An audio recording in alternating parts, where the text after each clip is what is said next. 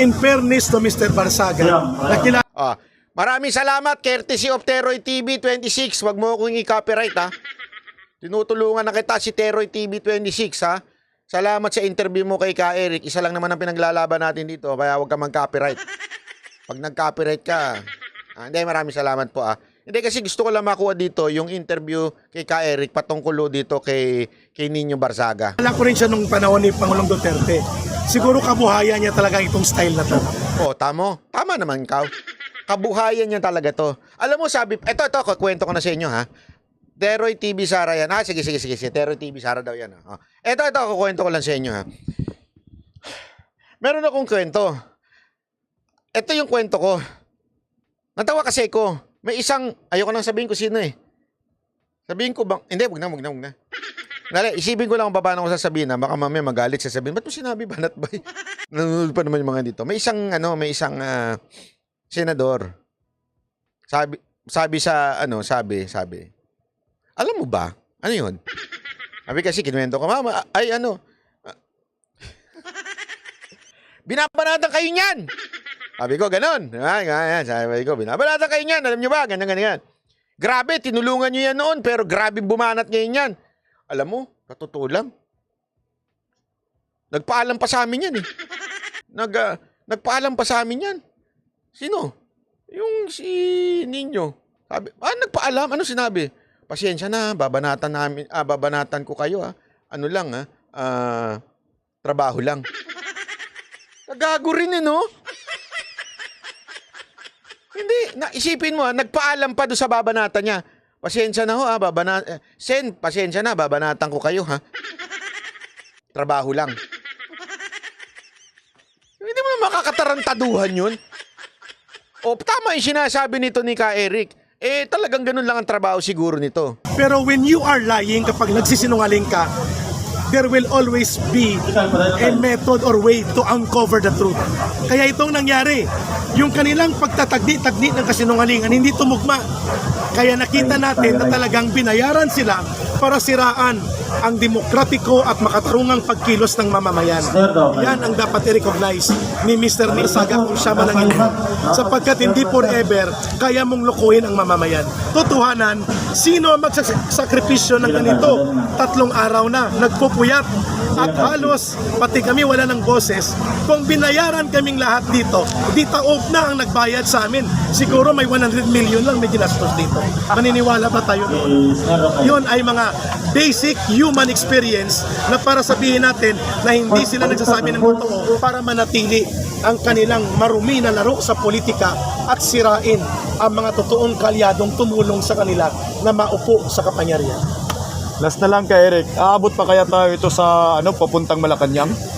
May possibility yan kapag hiningi ng taong bayan na sila po ay dumagsa sa lansangan, and when the people go out in the street to exercise their direct sovereign will, yung direktang kapangyarihan ng mamamayan, yan po ay dapat kinikilala ng ating pamahalaan. Hindi po yan pagre-rebelde. Ang tawag dyan ay direct action of sovereign will of the people. People power ba yan? Hindi natin yan pwedeng itakda na mangyayari o hindi mangyayari. Pero those are indicators of possibility na doon papunta yun. Kapag manatili ang elitista and sensitive at walang pakialam sa damdamin ng ordinaryong mamamayan na uri ng pamamahala na nararamdaman natin.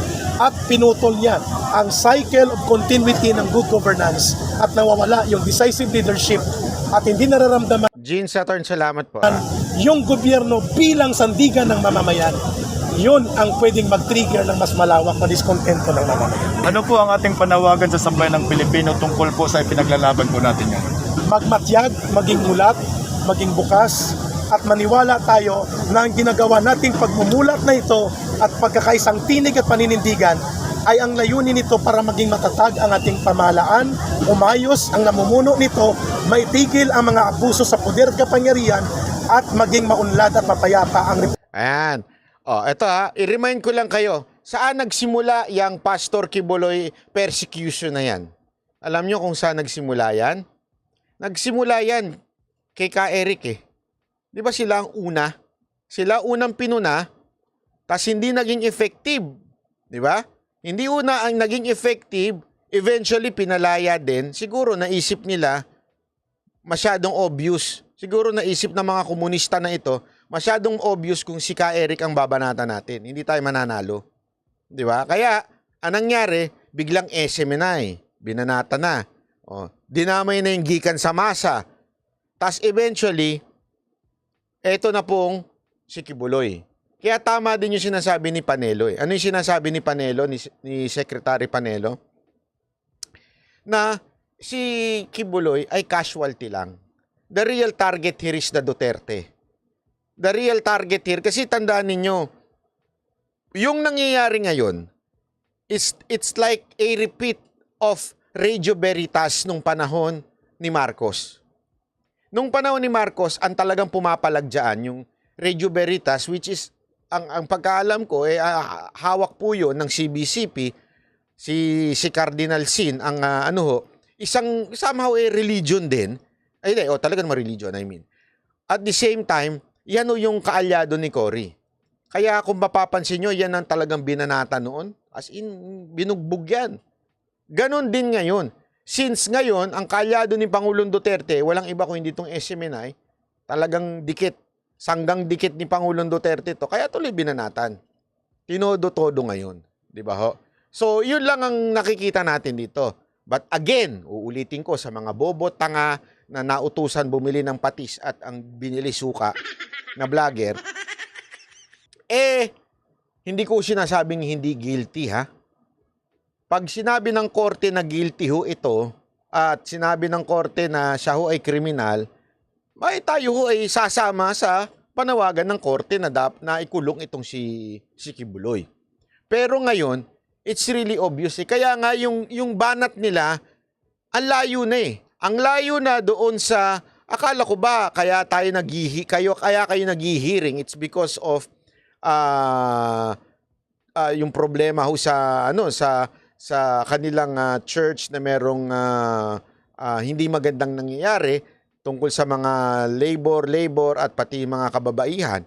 Hindi na ho doon eh. Pati yung tithes pinakialaman.